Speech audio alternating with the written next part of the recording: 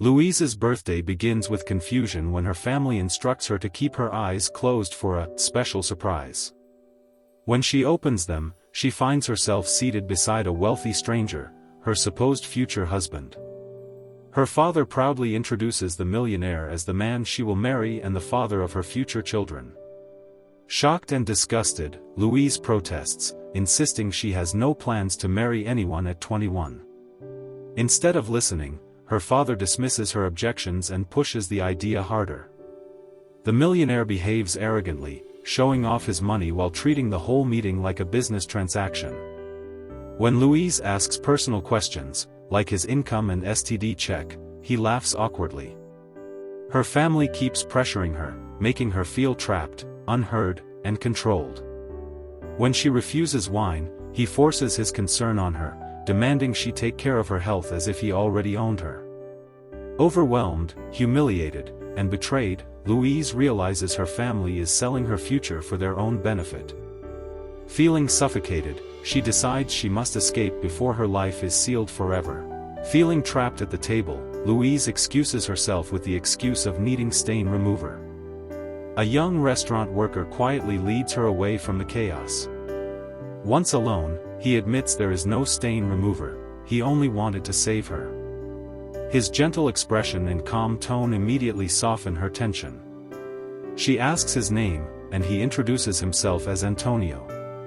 Louise instantly senses sincerity, something she hasn't seen in a long time. He brings her to the back door and tells her she can escape through it, but Louise explains sadly that her family is still in the restaurant, and she has nowhere safe to go. Antonio thinks quickly and hides her in the storage room, telling her to stay silent until his shift ends. He promises to come back and help her safely escape. Something about his kindness and quiet protectiveness touches her deeply. It feels like the first time someone truly cares about her well-being, not their own benefit. She waits nervously in the dim room, but also with a new spark of hope. Maybe this stranger will help her break free from the life planned against her will. When Antonio's shift ends, he returns as promised and guides Louise quietly out of the restaurant. They rush through the night until reaching his small, humble apartment in a poor neighborhood. Louise immediately knows her father and narcissistic fiancé would never search for her there. Surprisingly, despite its simplicity, the place feels safe, something she hasn't felt for a long time. Antonio assures her she can stay as long as she wants and offers her his hospitality without expecting anything in return. He cooks authentic Italian pasta for her, skillfully mixing spices while talking to her gently. Louise finds herself watching him closely, his hands, his movements, his calm presence. She feels her heart shifting, her fears melting into comfort. Even the wine he offers is simple and cheap, unlike the fancy drinks her family used to flaunt. Here, everything feels more real. Day by day, Louise becomes more relaxed.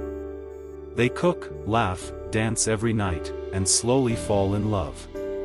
For Louise, Antonio becomes more than a rescuer, he becomes the family she always wished for, one built on love rather than control. For the first time, her life feels like her own. Every evening at Antonio's place becomes a small celebration. They prepare meals together, dance in the kitchen, and talk late into the night. Louise feels truly alive, free from pressure, free from expectations, and loved without conditions. Antonio's apartment becomes a safe world where no one controls her choices. But their peace is suddenly broken when Auntie arrives unexpectedly. Louise is shocked to see her at the door. Antonio steps back, worried, but Auntie requests to speak privately. At first, Louise refuses, tired of her family's interference, but her aunt insists it's urgent. Then comes the news that shakes Louise to the core: her father is in terrible trouble and may never survive unless Louise returns immediately. Despite her pain, Louise knows she cannot ignore this. Antonio waits outside the restaurant, hopeful she'll return with him, unaware that destiny is about to deal a cruel blow.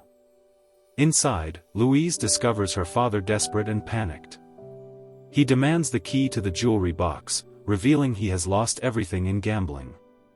The weight of responsibility crashes onto her once again, her dream life with Antonio starts slipping away.